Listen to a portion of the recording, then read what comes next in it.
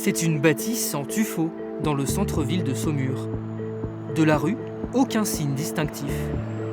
Une maison cossue, restée dans son jus, où se reconstruisent 10 jeunes, abîmés par la vie. C'est qui derrière à gauche là? C'est Ramona en première.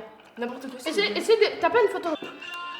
Ah oui, donc à cette heure-là, il y avait le relais téléphone quoi. Ces adolescentes ont dû quitter leur famille du jour au lendemain.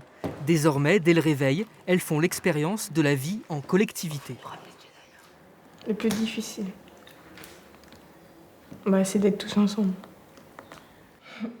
Devoir s'adapter aux autres qui ont chacun aussi des histoires différentes et tout ça, c'est vrai que parfois ça crée des grandes différences qui sont compliquées à gérer, mais je trouve que relativement quand même on arrive à s'adapter à chacun.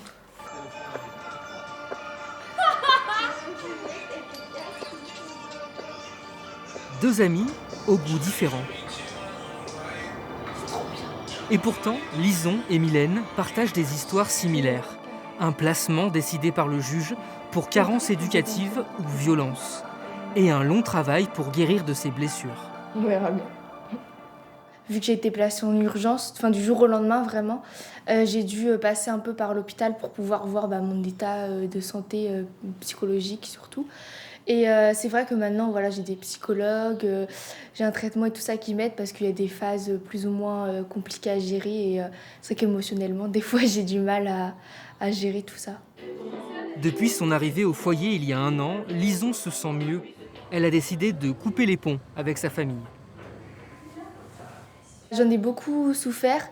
Encore aujourd'hui, ça m'impacte beaucoup.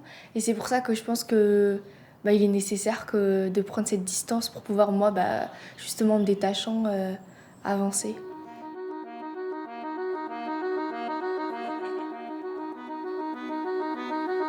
Ça a changé quoi pour toi le niveau 2? D'être toute seule, faire à manger. Faire à manger toute seule, de sortir du groupe? Ouais. Et c'est positif ça ou c'est compliqué? Ah, c'est mieux. C'est mieux? Toi, ouais. Tu préfères? Au début, j'ai eu du mal, mais là, maintenant, je m'y fais. Mais après, ça me fait pas peur parce que je sais que je vais y arriver. Ouais. Mais après, je me dis, j'ai que 16 ans, j'ai le temps. T'as le temps jusqu'à ta majorité, voilà. C'est ça? Ok. Arrivée il y a 9 mois au foyer, Jeanne vient de gagner en autonomie en emménageant dans ce studio à l'étage. Son éducatrice l'aide à trouver de nouveaux repères. Ici, je me sens plus en sécurité que quand j'étais chez moi. J'étais pas trop heureuse, j'étais assez mal. Et que maintenant, au foyer, c'est quand même un peu dur. Mais après, je récolte avec les éducs, avec les jeunes. Je me sens largement mieux. Mais après, il y a toujours un manque de mes parents. J'ai envie de retourner chez eux, mais c'est compliqué encore.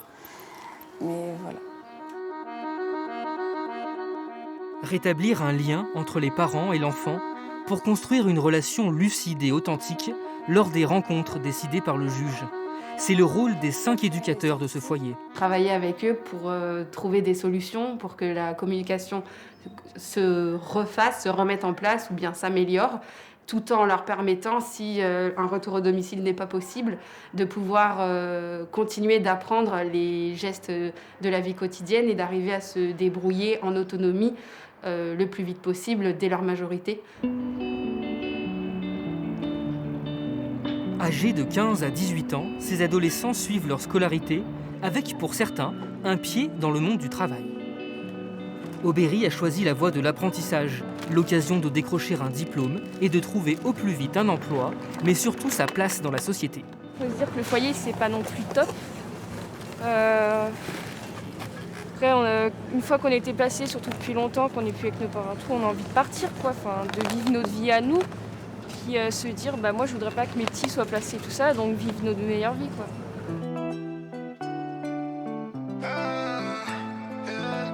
Le quotidien au foyer, rythmé par des temps de complicité.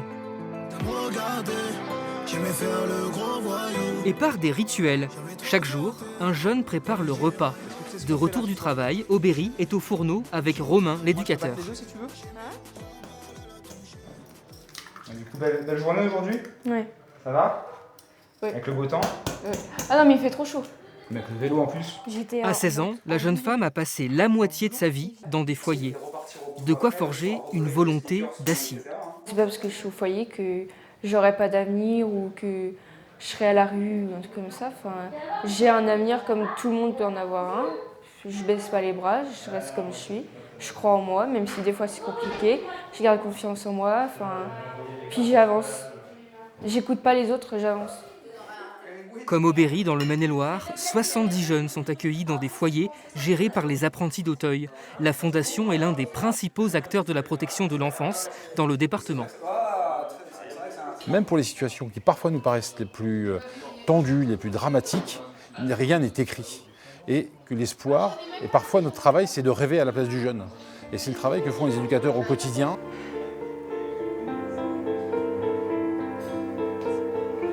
À la nuit tombée, la règle est imparable. Ah, ça va Mylène? C'est bon, c'est l'heure, 21h45. Nickel. Toujours au top au niveau des règles. L'heure de remettre son portable. Depuis qu'elle est arrivée au foyer il y a 1 an et demi, Mylène a du mal à trouver le sommeil. Les yeux grands ouverts, elle rêve et elle espère. Je pense à chez moi. Dans l'avenir, je me vois construire une famille, avoir un travail, travailler avec les enfants, c'est ce que je veux.